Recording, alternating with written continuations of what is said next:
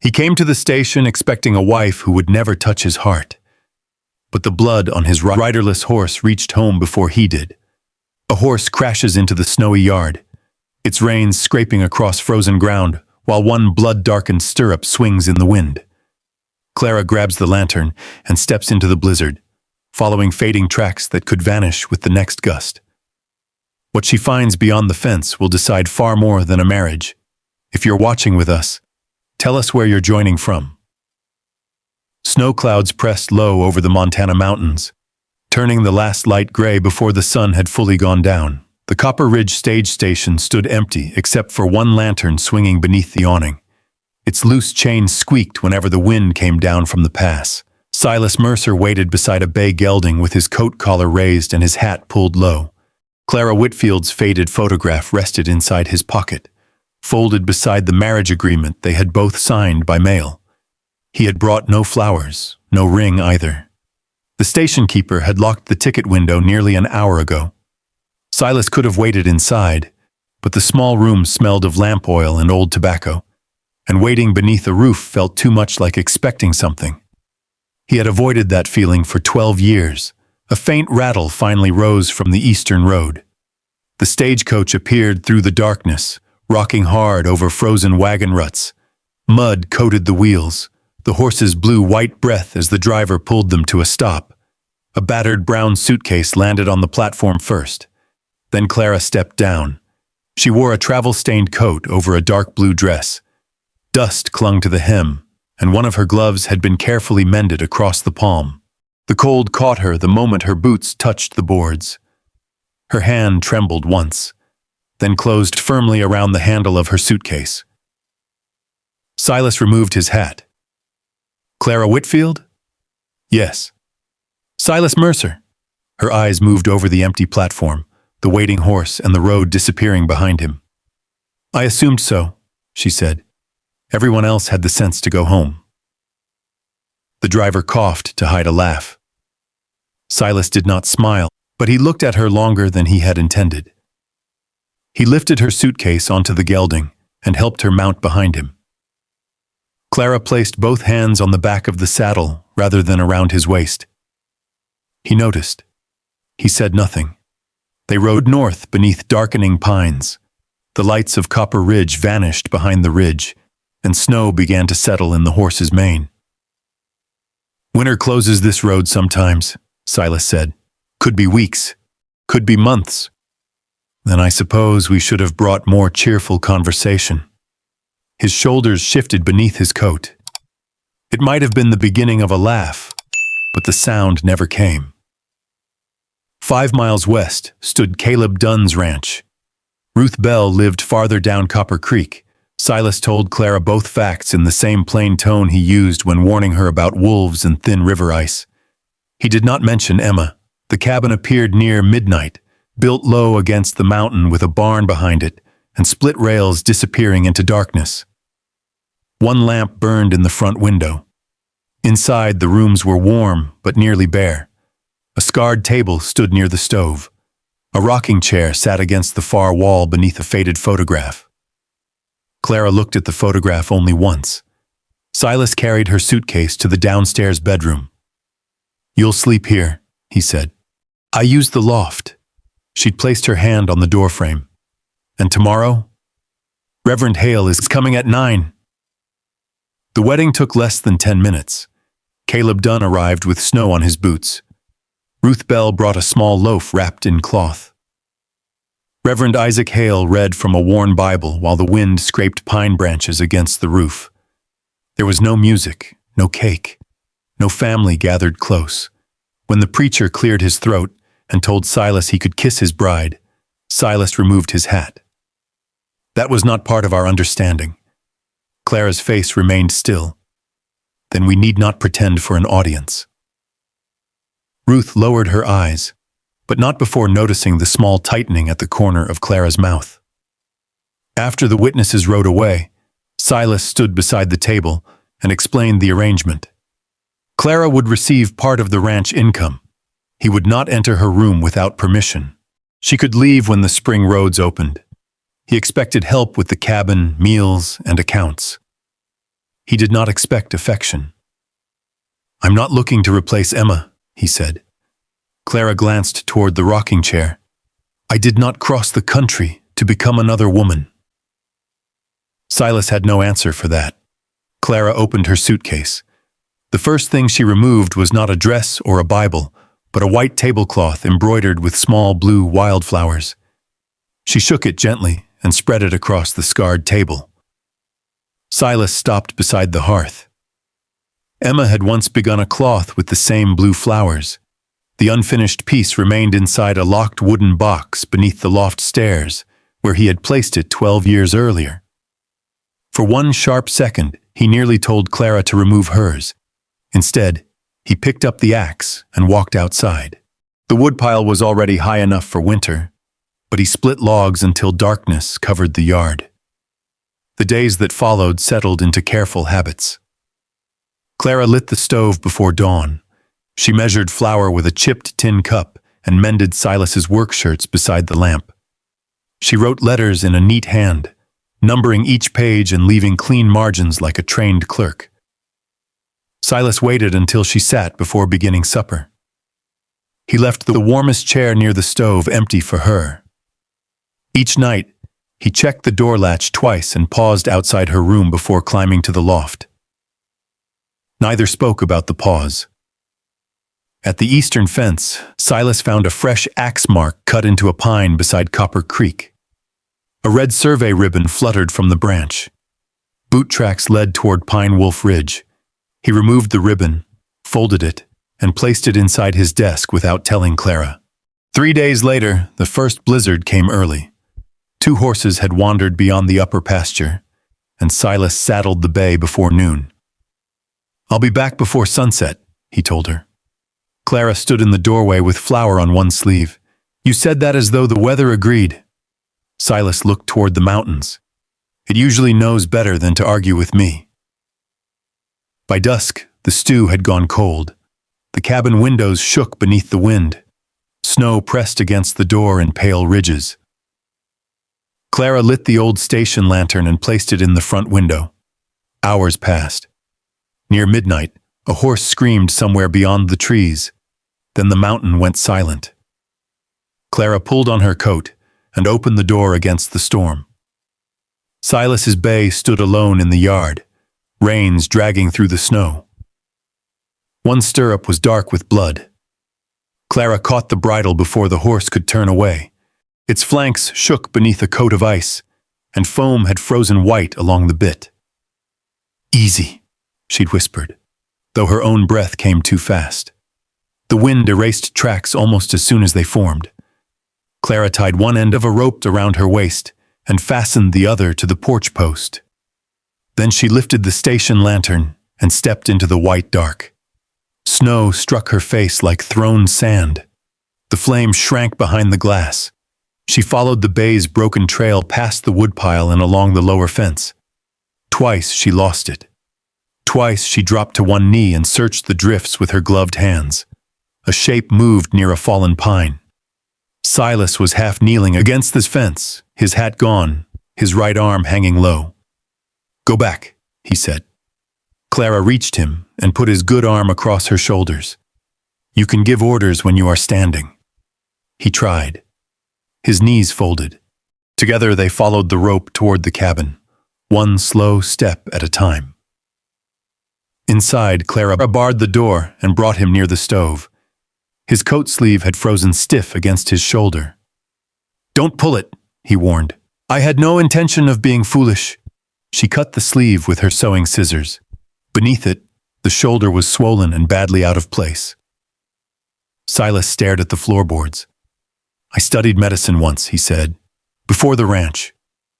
Can you fix it?" "Not alone." He told her what to do. Clara listened without interrupting, wrapped a strip of leather in cloth, and placed it between his teeth. The joint went back with a dull sound. Silas sagged against the table. Clara caught him around the waist before he fell. For one breath, their faces were close enough that she could see snow melting in his beard. Then the coffee boiled over. Clara turned away first. She poured the coffee into a tin cup and wrapped both his hands around it. His fingers were pale from cold. Silas looked toward the lantern burning in the window. You waited. You said you would return. That has not made anyone wait before. Clara moved the cup closer to his mouth. Someone does now. The next morning, she placed a brown bottle beside his plate. My mother's liniment. Silas looked at it, then at her. I don't need tending. Use it or don't. Pride is your concern. The shoulder becomes mine whenever I must lift your share of the wood. The bottle was half empty by the following day. Snow held the ranch for weeks. Clara moved the heaviest logs to waist height and kept the kindling near the door. Silas, working one-handed, repaired the old rocking chair by the stove. When he placed it near the hearth, Clara remained standing. That was Emma's. A chair was made to hold the living. Clara sat slowly. Silas watched the fire instead of her. A few days later, she found a pair of lined gloves beside the washstand he had built closer to the stove. Were these hers too? No. Then where did they come from? I traded a saddle strap. Clara pulled them on. They fit. During a break in the weather, Ruth Bell arrived with Caleb Dunn. While the men checked the barn roof, Ruth stood beside Clara at the kitchen table. You safe here? Ruth asked. Yes. Ruth glanced through the window, where Silas tested every rung before letting Caleb climb the ladder. A woman can be safe and still disappear, she said. Don't mistake being needed for being cherished. That night, Clara wrote beneath the lamp while Silas slept in the loft. The boards creaked overhead. Emma, he said in a broken voice. Wait. Clara lowered her pen. In the morning, she poured coffee and asked nothing. Silas noticed. Several days passed before he spoke. He stood at the window, watching snow gather on the eastern fence. Emma got sick while I was studying medicine beyond the pass. I tried to come back. The road closed. Clara threaded her needle. When I reached home, Reverend Hale had already buried her. His hand tightened around the coffee cup. I should have been here. Clara did not rush to answer. Some grief grows louder when people hurry to quiet it. Silas looked at her then, and the silence between them changed. Later, he asked about her husband. He never struck me, Clara said. Never shouted. He simply made every decision as if I were not in the room. Ate without waiting. Spoke about me while I sat beside him. She folded a torn shirt across her lap. I stood beside a man for 8 years and learned how a person can vanish without leaving. The next morning, Silas waited before touching his breakfast. Near Christmas, Clara's broom caught against a wooden box beneath the loft stairs. The lid opened just enough for her to see a ring, a faded photograph, an unfinished cloth embroidered with blue flowers, and a sealed letter addressed to Silas. She closed it without touching anything. That evening, Silas noticed the disturbed dust. He watched Clara for questions. None came. Soon after, a stranger appeared along the far fence. Silas rode after him and found another red survey ribbon beside Copper Creek. A boundary stone had been scraped clean. He hid the ribbon with the first. A letter came for Clara from Missouri during the next clear spell. Her younger sister had offered her a room when the spring roads opened. Clara began a reply at the table. When winter breaks, I may return. Silas entered before she could finish. He saw the line, stopped, and stepped back. I'm sorry. He did not read more, but after that, he spent longer hours in the barn. His voice grew formal. He stopped speaking about spring. Clara folded the unfinished letter and placed it in her case. At dawn, 3 riders appeared beyond the ranch gate. The man in front wore a clean black coat and polished boots. Rolled maps rested in a leather tube across his saddle. He removed one glove. Edwin Barrett, he said. Northern Western Railroad. Silas stepped onto the porch. Barrett looked past him toward Clara, then handed over a sealed notice. The railroad now owns your creek, your eastern pasture, and the trail through the mountain pass. Behind him, one of the riders smiled. You have 30 days to leave. Silas read the notice once, then again. The railroad claimed the eastern pasture, Copper Creek, and the narrow wagon road through the pass. Without those three pieces, the ranch would have no dependable water, no winter grazing, and no way to move cattle into town. This land belonged to my father, Silas said. Edwin Barrett drew a silver watch from his vest and checked the time as if the matter had already been settled. Your father filed the wrong boundary. He did not. Barrett rolled the watch chain around one finger. Winter teaches people which battles are practical. Clara stood in the doorway behind Silas, one hand resting against the frame. So does spring, she said. It reveals what winter tried to bury. Barrett's eyes moved to her. His smile stayed in place, but the warmth left it. Silas folded the notice and stepped down from the porch. Get off my land, Barrett pulled on his glove. For the next 30 days, Mr. Mercer. I'll allow you to keep calling it that. The riders turned toward Copper Creek. Their horses passed through the gate without hurry. Silas watched until they disappeared beyond the frozen cottonwoods. Then he went inside and set the papers on the table. Pack your things, he said. Clara looked up from the coffee pot. For what? You're going back to Missouri. Her hand stopped over the stove. You believe the railroad will trouble itself with me? I believe men who forge claims may do worse than argue. And you believe sending me away settles that? Silas glanced toward the leather case where she kept her letters. I saw enough of your reply. You already meant to leave. Clara's face changed, not with anger at first, but with something quieter. You read my private words? I saw one line. One unfinished line. You wrote that you might return. I was trying to learn whether anything here wanted me to stay. Silas opened his mouth. Nothing came. Clara nodded once, as if his silence answered more than words could have. She entered her room and closed the door. The latch clicked softly. It was the first time she had shut him out. That night, Silas slept in the barn. Clara remained at the table beneath the lantern. She spread Barrett's documents across the blue flowered cloth and read every page twice. She studied seals, dates, signatures, survey descriptions, and the narrow spaces where one sheet had been joined to another. Near midnight, Silas entered with frost on his shoulders.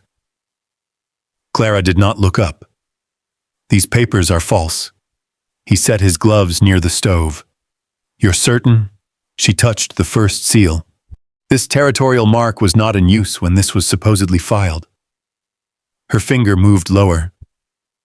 This survey number belongs to land near Helena. The description names a south-flowing river. Copper Creek runs east. Silas leaned over the table. Clara placed two signatures beside each other. Same pressure, same hesitation in the final stroke. One hand copied both. Where did you learn that? My father was a legal clerk. You said he worked with deeds. He prepared them, read them for black farmers who were cheated by men who counted on them signing what they could not understand. She straightened the pages. I copied records beside him for years. Silas looked toward their marriage agreement inside the desk. You understood every word I sent. Yes. Why didn't you tell me? Because men who asked for a wife often stopped writing when they learned I could understand a contract. The lamp flame bent in a draft. Silas lowered his eyes. By sunrise, Clara had marked 6 inconsistencies in the railroad claim. They rode to Copper Creek with Caleb Dunn before the snow softened the road. The courthouse stood beside a feed store and a brick jail, its steps worn hollow in the middle. Inside, the county clerk spoke first to Silas. What record do you need? Clara answered.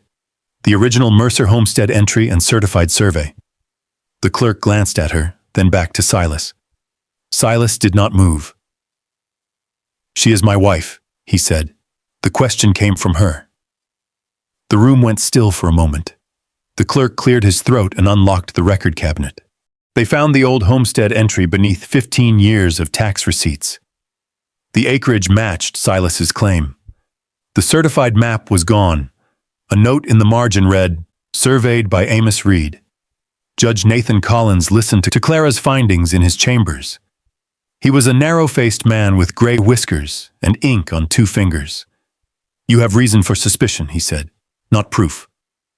"What would satisfy the court?" Silas asked. "The original survey, physical markers, and Amos Reed's testimony." "Barrett says Reed is dead." Collins leaned back. "Then you had better determine whether Barrett is telling the truth." They found him outside the hotel dining room. Barrett produced a folded newspaper notice stating Amos Reed had died of fever the previous autumn. Clara examined the heading. "This paper comes from Deer Lodge County." "Death travels," Barrett said. "So do lies." One of his hired riders passed too close and struck Clara's shoulder with his own.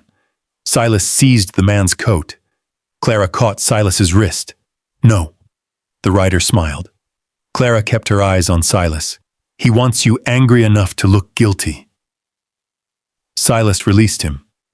Barrett's expression hardened. Caleb remembered Amos that evening over coffee at the livery office. "I saw him near Pine Wolf Ridge after that notice claims he died. Traded him tobacco. He said somebody offered money to move a boundary through Copper Creek." Silas stood. "I'll leave at first light." Clara closed her legal case. "We will." "No." She packed sealing wax, paper, food, and her mother's medicine. "You brought me here to share your house," she said. "You cannot reduce me to a guest when the house is threatened. The mountains are dangerous." She looked at his stiff shoulder. "So are you, when left alone with your own judgment." Caleb lowered his head to hide a smile. They rode north the next morning. Spring had begun below the ridge, but winter still held the high country. Snow lay beneath mud. Fallen pines blocked the trail, and Copper Creek ran brown and fast with thaw water. At a washed-out bridge, Silas crossed first and tied a rope around a cottonwood. Clara's horse slipped halfway through.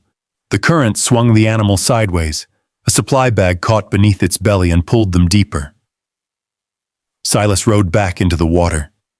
"Cut it loose." Clara drew the small knife from her boot and severed the strap.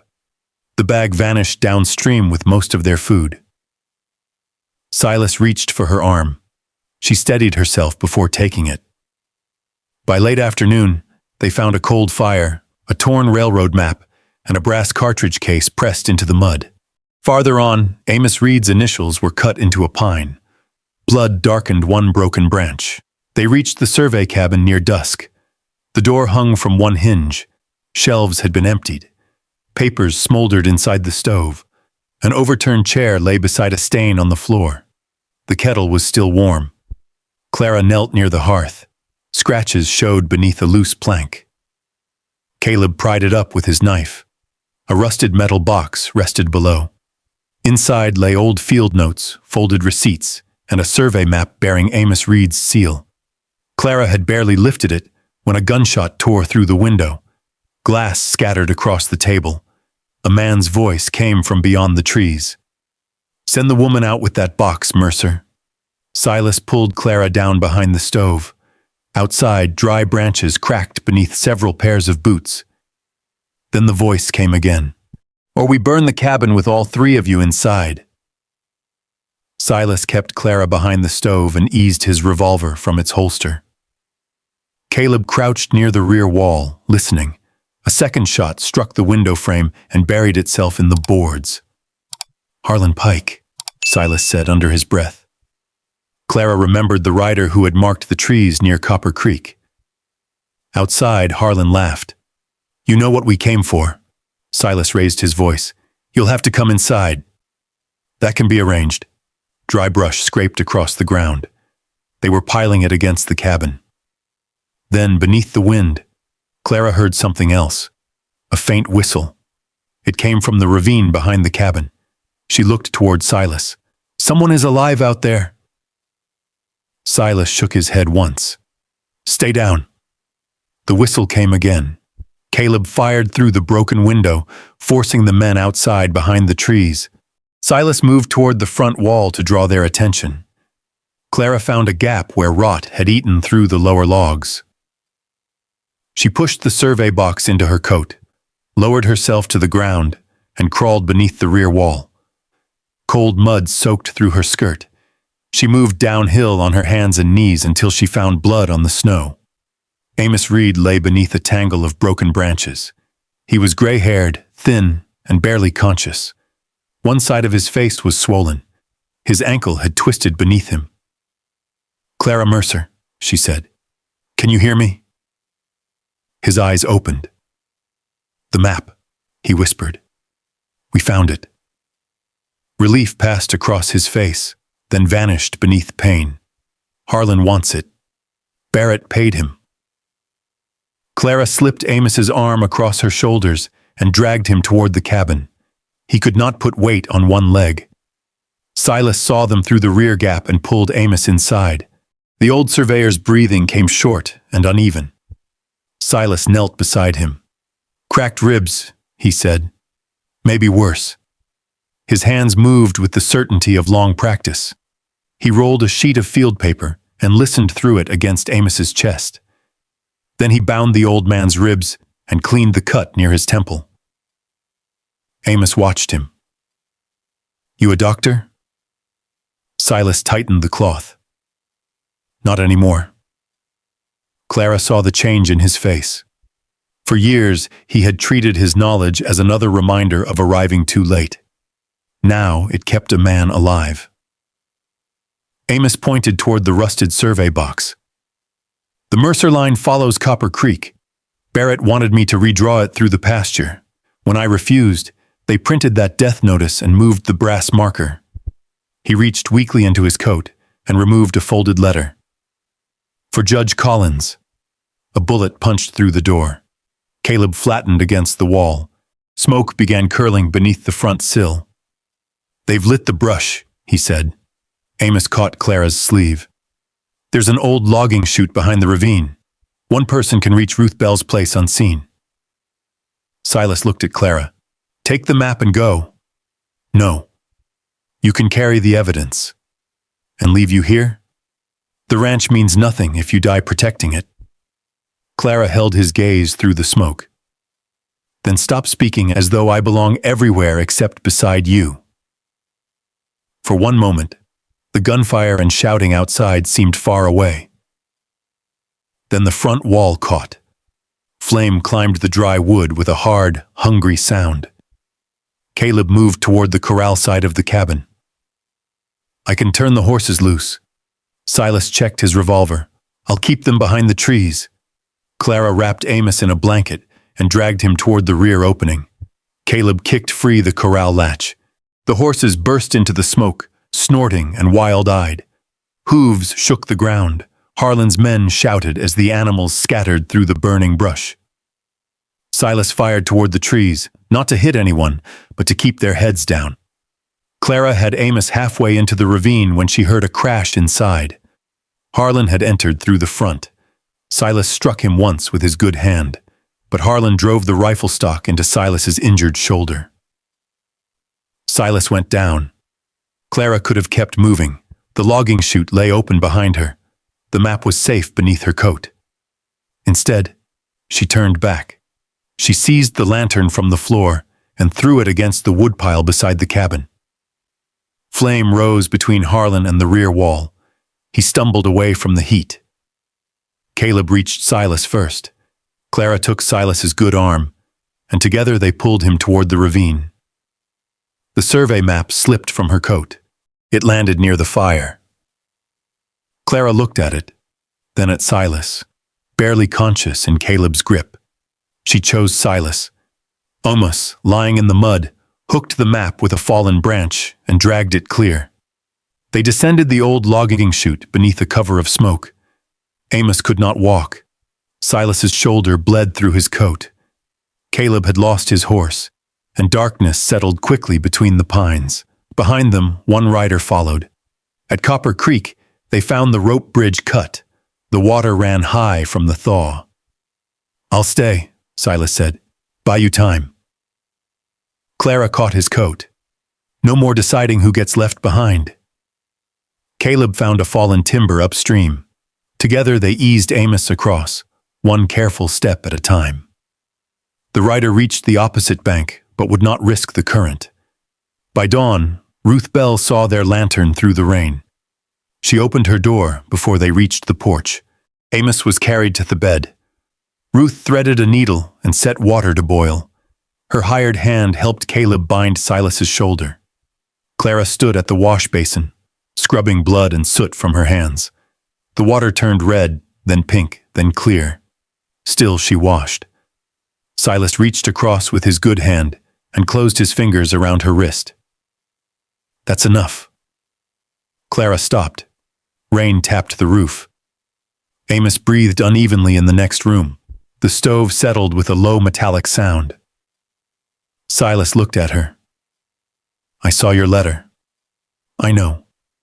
I thought asking you to stay would be selfish.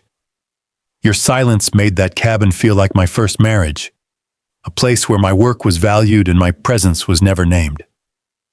You matter to me. A person can matter because she saves your land." Clara lifted her eyes. "That is not the same as being loved." Silas reached into his coat and removed Emma's sealed letter. He had carried it with the legal papers without realizing it. For 12 years he had not opened it. Now he broke this seal. Emma's handwriting filled one page. Silas read until his voice failed. She had written that she never blamed him for leaving to study medicine. She had asked him not to turn her death into a reason to abandon the rest of his life. His hand began to shake. Clara waited. Only when Silas reached for her did she move closer. He bowed his head and wept without hiding his face. After a long while he said, "The thought of you leaving frightens me more than losing the ranch." Clara rested her hand near his on the table. "Fear is not enough." "What do you need?" "The truth," she said, "spoken when there is nothing left for me to save." Before he could answer, a deputy arrived from Copper Creek carrying a formal notice. Barrett had produced a transfer claiming Amos Reed had willingly surrendered his survey rights to the railroad. The signature matched the one in Amos's field book exactly. Clara held the paper beneath Ruth's lamp. For several minutes she said nothing. Then she touched the lower edge of the name. "This may be the cleverest forgery I have ever seen." Silas leaned closer. "Where is the mistake?" Clara turned the page toward the light. "Not in the ink," she whispered, "beneath it." By sunrise, the Copper Creek courthouse steps were crowded. Ranchers stood beside merchants in wool coats. Railroad men gathered near the hitching rail. Reverend Hale waited beneath the clock with his Bible tucked under one arm. Ruth Bell helped Amos Reed from a wagon, his ribs bound and one foot wrapped in splints. Silas walked beside Clara with his injured arm held close beneath his coat. The courtroom smelled of wet leather, coal smoke, and old paper. Judge Nathan Collins took his seat and ordered the doors closed. Edwin Barrett stood at the long table in a black coat without a speck of road dust on it. Harlan Pike sat behind him under guard. Barrett spoke first. He called the case a simple correction of an old surveying mistake. He described Silas as a grieving rancher too attached to family land to accept federal authority. Then he turned toward Clara. And much of this confusion appears to have begun after the arrival of the Missouri woman. Silas shifted in his chair. Clara placed one hand on his sleeve. He stayed seated.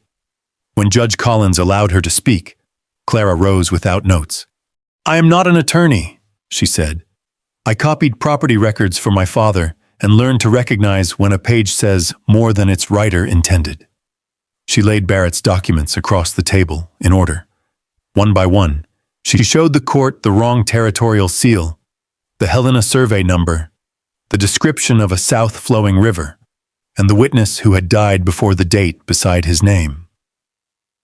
The room grew quieter with every page. Barrett smiled thinly. Mistakes happen in government offices. Several mistakes, Clara said, all benefiting the same buyer. Silas testified next. He described the split granite stone at the creek bend, the lightning-struck pine, and the brass marker beside the wagon trail. Caleb confirmed the markers had stood in those places for 15 years. Ruth told the court how Amos had arrived at her homestead injured after the cabin attack. Harlan denied everything. He claimed Silas had fired first. He said Clara had stolen railroad property. Barrett used the accusation carefully, turning each desperate act of survival into evidence of guilt. Then he produced the transfer. Amos Reed's signature stood at the bottom. Judge Collins compared it with the original field book. The two names looked identical.